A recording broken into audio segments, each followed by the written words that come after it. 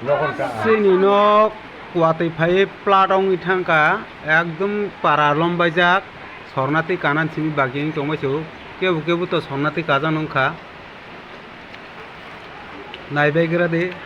sini Horipur Moddopara Erokong logini nok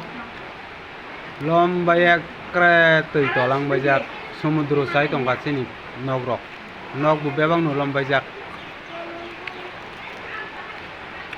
tabuk tamu khainai sathai nongkhai bo kwrwi kha tuini tola thangbai kha mai ke ba bisasuk suba nairok tongaga subai ke chanai